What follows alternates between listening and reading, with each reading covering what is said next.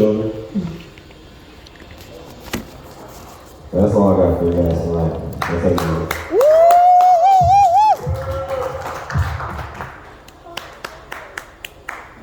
You guys smell like weed. You can't smell it. You can only hear it, but you don't. It's good. Yo, after the show, Ricky.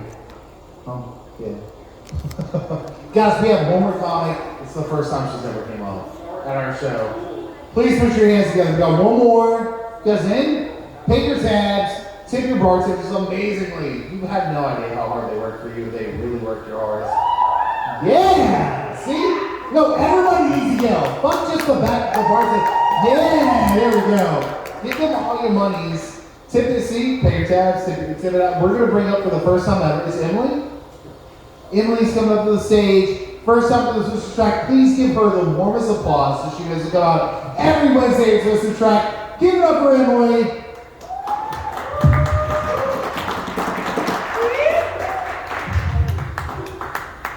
I know this is supposed to be stand-up comedy, but I'm 45 and degenerative disc disease. I'm going to sit down a little bit. Especially as a mother of 3 kids. They maybe do enough running during the day, but this is just a little more comfortable. So, I was a little late getting here to be able to sign up because I was doing my legally sanctioned government drug deal at my corner store, otherwise known as CVS. And I really enjoy pulling up to the window because usually when I'm in line, I am bumping like, Snoop Dogg, 50 Cent, maybe some Lizzo, maybe some Rihanna. You never know with them. Yeah! And what is interesting is the looks I get when I pull up to the window. 45-year-old white woman bumping gangster rap is not really what you usually see in this area, especially with my cardigan. I'm just saying. So another thing I enjoy is when there's a new technician at the CVS window that has not interacted with me before. Because I'll be like all sketchy and stuff and like kind of lean down in the seat and be like, hey, you got the stuff? And they'll just look at me and be like, the good stuff. The good stuff. The doctor ordered it for me, it should be here. And they're like, what's your name? So name, date of birth, And the pharmacist has already had enough of my BS at this point because she knows what I do to these people. And they come back to the window and say, your prescriptions are ready. I'm like, all right, give it to me slowly and put it in a bag. And so I just take it, put it in the car. They just look at me like, I'm just messing with you. I'm just messing with you. And then they start to laugh a little bit because, people working the counter and coming up the window, they have a lot going on in their day. And they deal with so many people because, Karens, bless them. Because it's like, I want to speak to your manager. And it's like, honey, what are they going to do? Like, go to the insurance company and, manhandle them and wrestle them to the ground and be like, you will pay! It's like, that's not how it works, sweetheart. It's not how it works. So, they get enough of that during the day.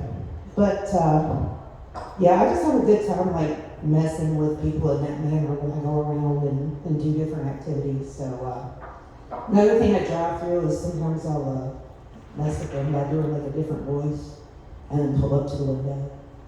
Be like, hi, I'm the number 10, and if we could please, everything large, and you get another shake with that?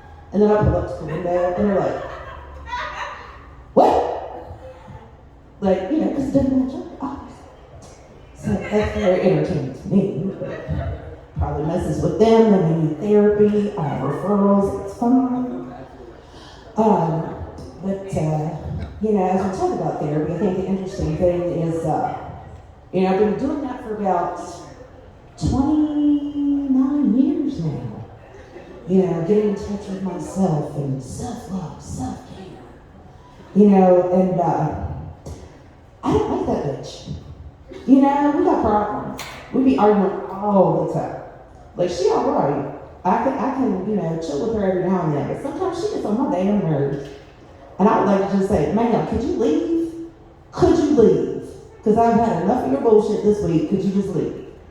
Because, sometimes you just get on your own damn nerves. But that's those times where you just kind of go have a vacation from yourself, you know what I'm saying? So, another thing that is fun is going back to those legal drug deals at the CVS window is all the fun medications that happen at my house. I mentioned I was a mom of 3. And all 3 of my kids have an autism diagnosis, and so do I. And comorbid conditions. So the fun part with that is there's a lot of drugs in our house. So what ends up happening is because of that, we take a lot of the same prescriptions just at different milligrams. So I'll get my dumb ass confused at the window thinking I picked up something for one of the kids or myself or whatever, and I haven't. So it just becomes this whole shit show at the window trying to figure out, who did I pick up for? Me? The middle one? The youngest? What's happening? So yeah, that's always an adventure. But I tell you what's interesting is, not only having autism, but having specific learning disabilities, having dyslexia. Because having a dyslexic brain is massively entertaining. I say that to say this. Generally, a lot of times, I will mishear people when they are talking to me. So this whole mask over your face situation, oh my God. So, I just have this issue with like being able to hear properly. Like earlier, just a small example is, he was like, do you want to start a tab? I said, what? Because I thought I heard the man say, would you like to open a table? Who wants to open a table? Who would do that? So just things like that. Or you go along and you misread billboards, you miss a word here or there, and it becomes very fun very quickly.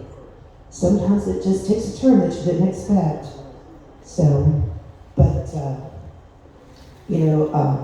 recently my son got detention in gym class, and it was while he was doing setups, he was deciding that he would make sexual noises and scream out 69, 69, 69. And then when he was actually put on class, he decided to double down and throw the arms across the chest and do double middle fingers on the way out. I'm like, yeah, that's my kid. That one right there. So you can't laugh when they call you about the detention. And it's like, you want to laugh so hard because the comedy was brilliant. But, yeah, they frown on that. But many adventures take place at my house, especially with my kids. And my son was probably about, 3 at the time. And it got to the point I had to hide the peanut butter. You may ask why. Well, I'll be glad to tell you. He has sensory things going on, and one of his things is he loved peanut butter.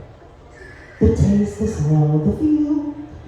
So I wake up one morning to my 2-year-old in nothing but a diaper, passed out, covered from head to toe in peanut butter. I had followed the peanut butter handprints down the hallway to make this discovery. Y'all ain't got no idea how hard it is to get peanut butter off the tongue of the white man that is slippery as hell, because he is covered head to toe in some bamboo. I'm just saying. Lots of Dawn, lots of spraying his butt down with a shower. I'm saying, just scrub it. But fortunately, I don't have to have the peanut butter anymore because he's 11 now. Thank you, Jesus. So, just electronics now. We've graduated. He's learned some things that we're very proud of. But I just appreciate y'all letting us come out tonight and do this for you. And that's all I have this evening. So thank you very much.